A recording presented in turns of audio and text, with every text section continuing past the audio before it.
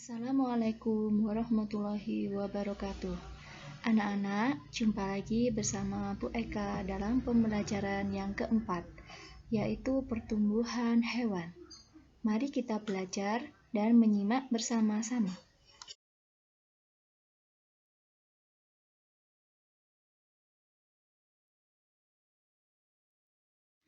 Yang pertama, cobalah mengamati gambar di samping. Kamu sudah mempelajari pertumbuhan hewan. Kamu juga sudah mempelajari perkembangbiakan hewan. Hewan berkembang biak dengan cara yang berbeda-beda.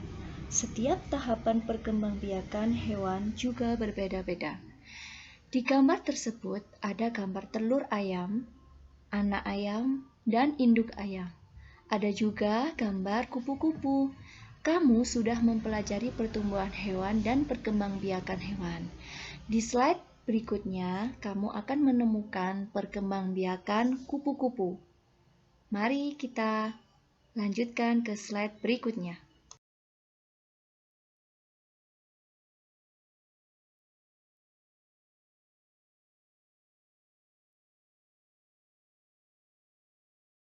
Minggu lalu, kita telah belajar tentang pertumbuhan kuda, pertumbuhan kucing, dan pertumbuhan ikan. Hari ini kita akan mengenal tentang perkembangbiakan kupu-kupu.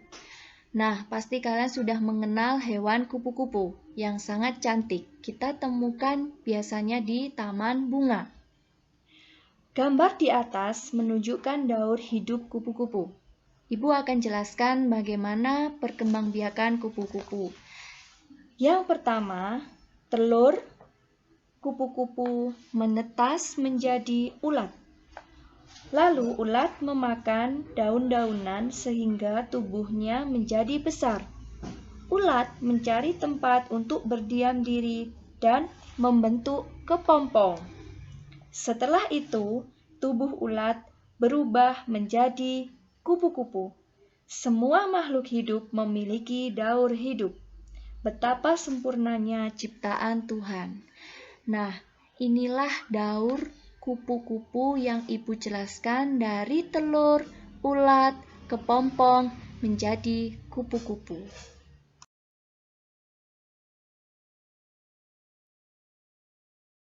Perlu kalian ketahui bahwa daur hidup kupu-kupu memiliki 4 tahap. Tahap paling awal atau tahap pertama dalam proses ini adalah kupu-kupu meletakkan telurnya pada ranting dan daun yang disukainya. Umumnya, kupu-kupu akan meletakkan telurnya di ujung daun atau di bawah daunnya. Telur kupu-kupu biasanya membutuhkan waktu sekitar 3-5 hari untuk menetas. Ya, baru tahap kedua yaitu setelah telur menetas, seekor larva atau ulat akan keluar dari cangkang dan mulai mencari makan berupa dedaunan di sekitarnya. Ulat ini juga akan mengalami proses alami pergantian kulit sebanyak 5-6 kali.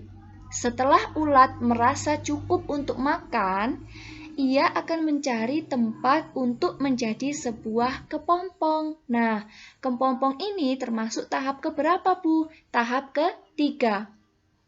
Kepompong biasanya dibungkus dengan sesuatu yang berwarna coklat dan keras. Kepompong akan berpuasa selama 7-20 hari dengan tidak makan dan tidak minum. Waktu kepompong ini biasanya berbeda-beda tergantung spesiesnya. Nah, tahap yang keempat atau tahap yang terakhir barulah muncul seekor kupu-kupu yang sangat cantik. Nah, anak-anak, kalian nanti lanjutkan mengerjakan di halaman 125-126.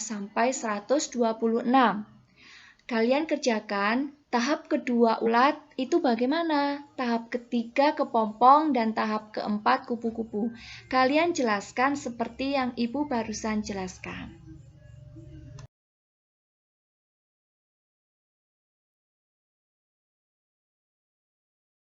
Setelah kalian menemukan tahap pertama sampai tahap keempat daur hidup kupu-kupu, buka halaman 126, ayo berlatih.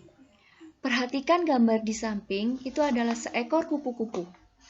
Nanti kalian akan membuat pertanyaan dari sebuah gambar kupu-kupu tersebut. Dengan 5 pertanyaan, kata apa, di mana, mengapa, bagaimana, dan kapan.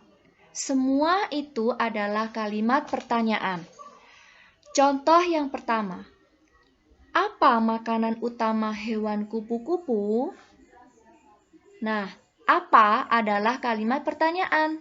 Nanti kalian melanjutkan nomor 2 sampai 5 dengan kata di mana, mengapa, bagaimana, dan kapan dengan memperhatikan tema dan gambar seekor kupu-kupu tersebut.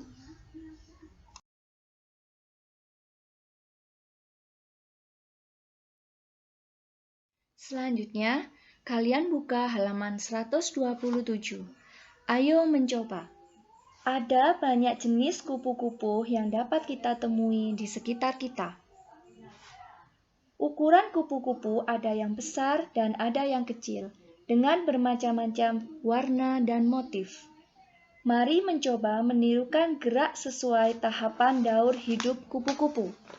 Kita akan belajar pemanasan terlebih dahulu dan ikuti gerakan sesuai gambar. Yang pertama yaitu posisi tidur terlentang sambil mendekap kaki dan badan. Ini disebut dengan gerak telur. Nah, ternyata ketika kalian belajar daur hidup kupu-kupu, ternyata ada gerakannya. Yang pertama yaitu gerak telur. Dan yang kedua, posisi badan merangkak. Seperti apa? Seperti gerak ulat. Lalu, yang ketiga, posisinya berdiri. Tangan mengepal dan disimpan di atas kepala. Salah satu kaki diangkat menyerupai gerak menggantung pada pohon. Disebut dengan gerak kepompong. Dan yang terakhir yaitu posisi badan berdiri dan tangan terbuka. Kemudian bergerak seperti gerak kupu-kupu, berlari sambil melompat-lompat. Nah, gerakan yang terakhir ini seperti kupu-kupu yang sedang terbang. Kalian bisa mengikuti dan mencoba di rumah masing-masing. Setelah kalian bisa memperagakan olahraga di rumah, lalu jawablah pertanyaan berikut ini sesuai dengan pengalaman saat menirukan gerak daur hidup kupu-kupu. Buka halaman 128. Nomor 1, manakah gerakan yang paling senang kamu tirukan? 2, manakah gerakan yang paling mudah kamu tirukan? 3, manakah gerak yang paling sulit kamu tirukan? Kalian bisa menjawab ketiga pertanyaan ini di buku tugas halus catatan. Sekian pembelajaran yang Ibu terangkan hari ini. Semoga kalian bisa memahami dan bisa mengerti. Selamat mengerjakan, semangat belajar. Terima kasih. Wassalamualaikum warahmatullahi wabarakatuh.